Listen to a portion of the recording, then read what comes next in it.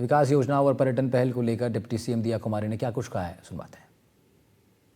जयपुर में सबसे ज़्यादा टूरिस्ट आते हैं, राजस्थान में सबसे ज़्यादा जयपुर में आते हैं और ये जो पूरा अपना जल महल का पूरा जो एरिया है उसको डेवलप करना, उसमें बहुत कुछ हम लोग कर सकते हैं, बहुत सुंदर बना सकते हैं उस एरिया को।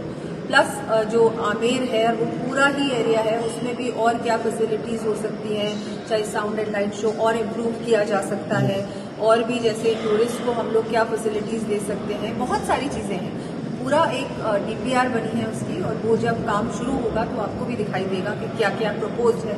और थोड़ा बहुत वर्ल्ड सिटी की ओर भी हम लोग इसको ले जाना चाहेंगे, और वर्ल्ड सिटी के लिए भी 100 करोड़ स्टेट गवर्नमेंट ने प्रपोज किए हैं इस बजट में। राजस्थान में धर्मांतरण बिल लागू होने के बाद से ही राजनीतिक गलियारों में सियासी हलचल तेज है। ऐसे में पीसीसी चीफ गोविंद सिंह डोटासरा ने प्रदेश में धर्मांतरण बिल लागू होने को लेकर बड़ा बयान दिया है। उन्होंने कहा, पहले भी बीजेपी ये बिल लेकर आई थी, फिर ले आई है अब, लेकिन ये पास नहीं होगा। बीजेपी सरकार का काम सिर्फ असली मुद्दों से जनता को भटकाना है। इस तरह की बातें करके राजनीतिक रोटियां बीजेपी सेकती है।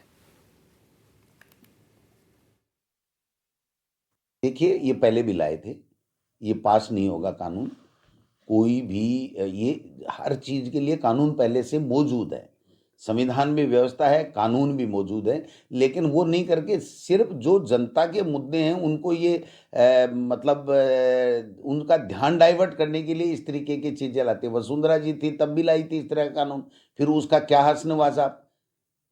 और उसके बाद में अब आप दोबारा वो मुद्दे को पुनर्जीवित करके और केवल हिंदू मुस्लिम कर के अपनी राजनीतिक रोटियां सेक रहे हैं। कब तक सेकेंगे? जब राजस्थान की विधानसभा में आएगा वो कानून और उसमें क्या क्या वो करने जा रहे हैं, जब चीज़ आएगी तो हम वहाँ पर अपनी बात रखेंगे। मोहन भागवत ने तो ये भी कहा है कि राम मंदिर के अलावा ये रोज़ाना की रोज़ाना मस्जिदों में शिवलिंग ढूंढने की बातें कर रहे हैं, ये बहुत गलत है। हर धर्म का सम्मान करना चाहिए, और ये जो चीज़ें हैं ये बहुत गलत हैं। इस देश में अराजकता फैलाने वाली है, नफरत फैलाने वाले, उनको नहीं करना चाहिए। तो उनकी बात को बात को भी बीजेपी नहीं मान रही है, तो इससे बड़ा दुर्भाग्य क्या हो सकता है? जो आरएसएस जिसके कंधों पे बैठ करके सवारी कर करके सत्ता तक पहुँचे हैं, वो मोहन भागवत की बात को भी नहीं मान रहे। ब्यूरोक्रेसी से ये सरकार चलाना चाहते हैं, क्योंकि ये सरकार जो है, गुजरात मॉडल यही है कि ब्यूरोक्रेसी ही सरकार चला रही है।